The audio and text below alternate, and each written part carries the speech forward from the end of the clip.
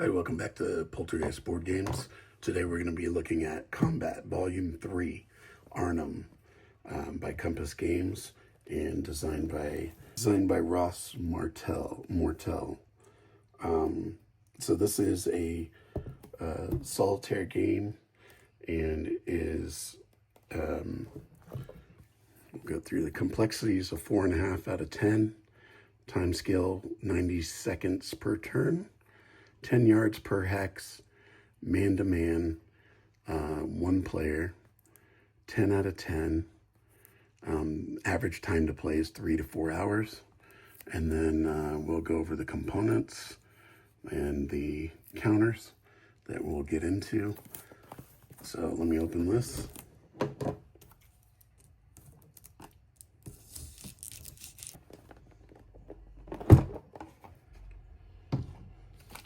All right, we have 2 packs of cards here. And there's 2 other previous, there's a volume 1 and a volume 2. You can check those out. Those are both very good games. You have some baggies. We have 2 10-sided dice and 1 6-sided. And we've got our rules of play, which we'll go over in a minute. You have scenarios, and then you have series rules. So each set has like its own set of rules because they introduce different things. And then we have some player aids. We have anti-tank weapons. So we got some flak guns, umbrella, Panzerfaust on the back, enemy vehicles. So we've got some armor, anti-tank effect, Panzer III. So there's that. And then you have your results chart, order terrain chart, your spotting chart, and check results display. On the back side, you've got your small arms and explosive weapons cards here. Your sequence of play. So the sequence of play, step 1 is friendly card phase. Step 2, friendly order phase. Step 3, enemy card and order phase. And then step 4 is action phase. Step 5 is the end phase. So that's that. So we have our display mat where we put our enemy squads, our decks of cards here, enemy deck and friendly deck, our impulses here, your initiative track, your turns. Okay, and then we have our Arnhem bridge map. This is a heavy cardstock map. So, and then you have your board. Oh wait, not board. Sorry, map. So this is Arnhem's central map. Nice, really thick cardstock for this map. So it's really huge. Look at the road that goes right through there. Lots of buildings to contend with. Definitely lots of cover visible. Lots of foliage and trees to hide in. So I'll get the size of this. I'm guessing, I don't know, it fits my table. So it's like probably 3 feet by 4 feet, something like that. But I'll check it out and let you guys know. Here's the west map.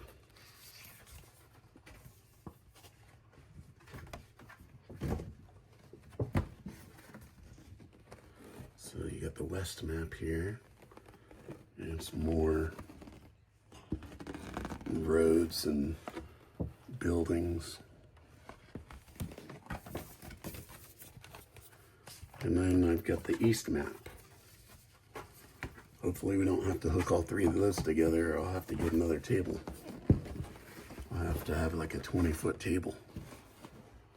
Alright, so got more buildings and roads. Looks like this is a railroad yard here. Looks like railroad ties. So those are the 3 maps. Well, 4 if you include the bridge map. All right, now our counters. These counters are always nice because they're really big. They're 1 inch by 1 inch, so they're really nice. I always love the combat counters. Let me get in here.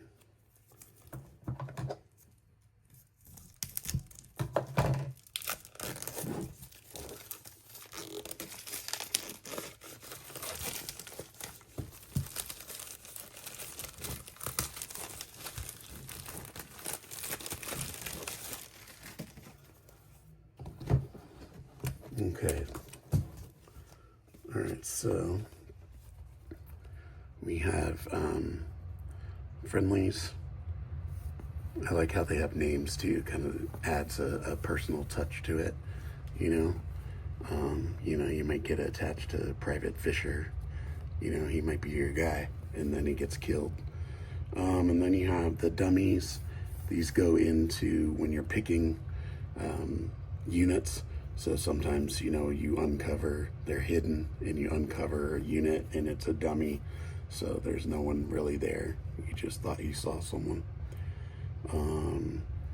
So here's the Germans.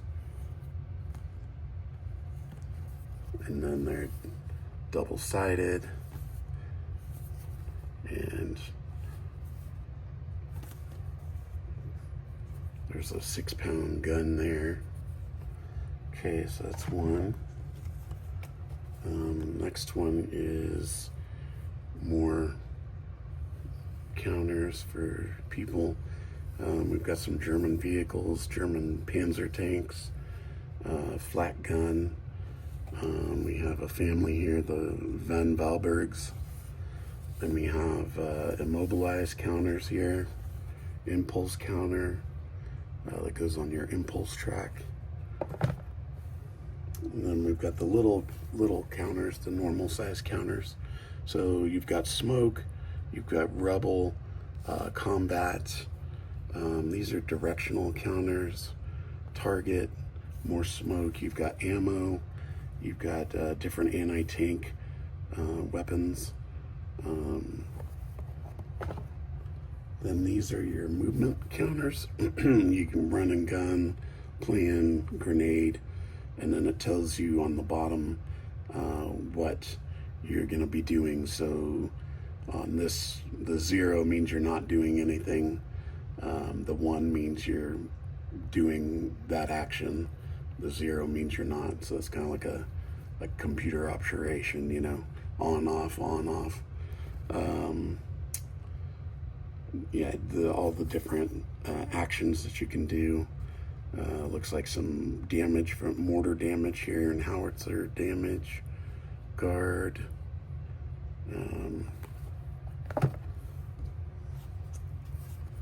Then we have the German actions here. You have your wound counters.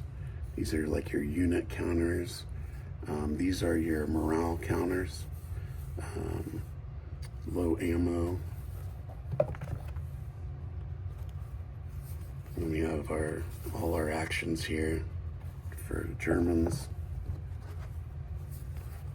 More looks like upper level, like building stuff. Fortified, German bomb, wound counters, grenades, enemy KIA. So those are the counters. Let's take a look at the cards. Now this game says it's a standalone game, so I'm not sure if you have to use anything from, it says it's standalone, so I wouldn't think you would need to use any pieces from the original game or the second game, because I know in the second game you had to use cards from the first game. So these are the, can't remember the action cards, I believe. So this is the German deck. I believe those are the German ones. And then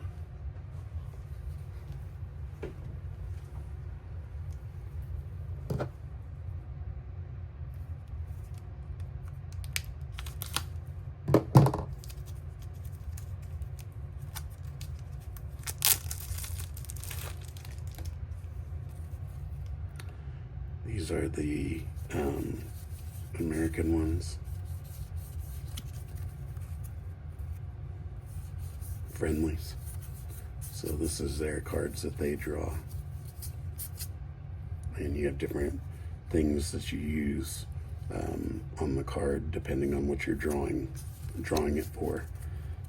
So that is that. Let's check out the rules real quick.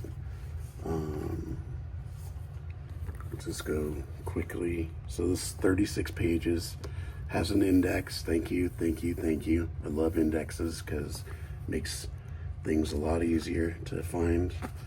All right, so you got an introduction, definitions. You've got your markers, friendly order phase. So now it's going over the phases. These are all the actions that you can do. The counters, that shows the counters to use, which is nice. Still going over actions. This is going over the characters and their counters and what each thing is on the counter. Here's the cards. Goes over the cards, does the same thing. Tells you exactly what each thing the cards does.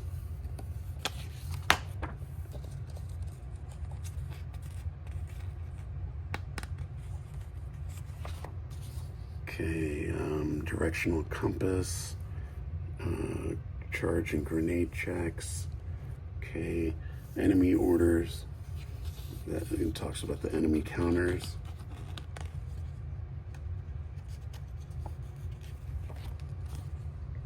These are their actions they can do.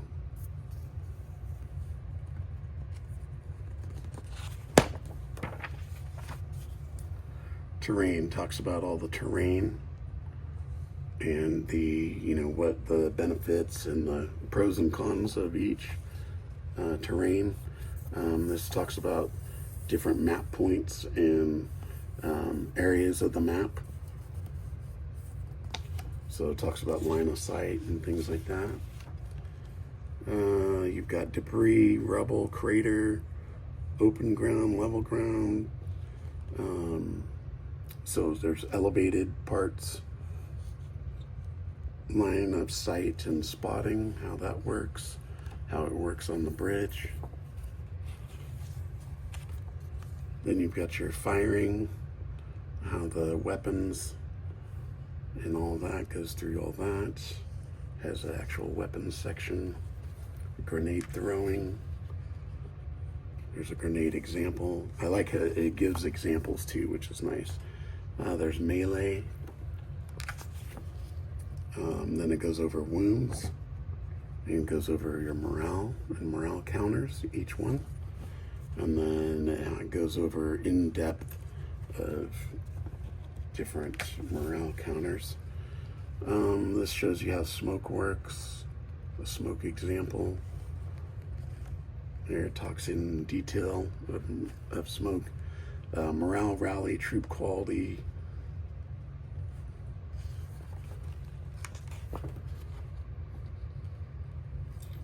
And then additional weapons, like anti-tank,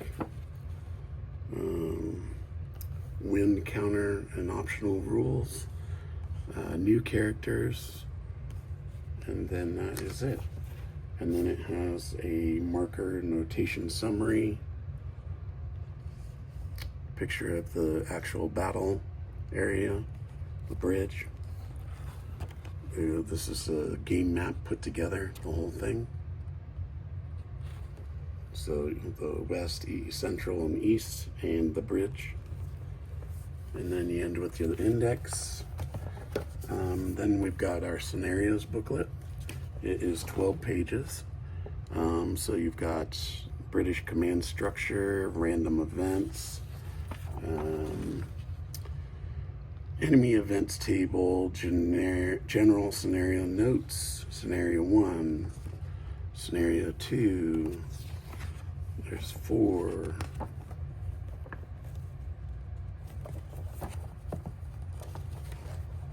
5, 6, 7 scenarios.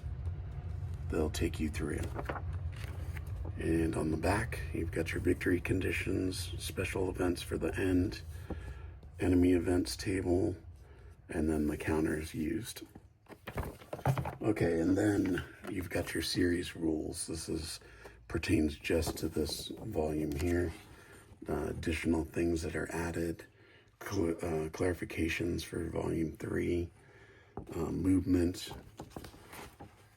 line of sight and spotting. It probably deals with deals with elevation, because there's some elevation areas like on the bridge, also hills and things like that. Character state, and then you got your checks chart. You've got troop quality check, wound check, morale check, and wound and morale check. And that is it. That's everything in the box. Thank you so much for watching. Don't forget to like and subscribe, and I'll see you in the next video.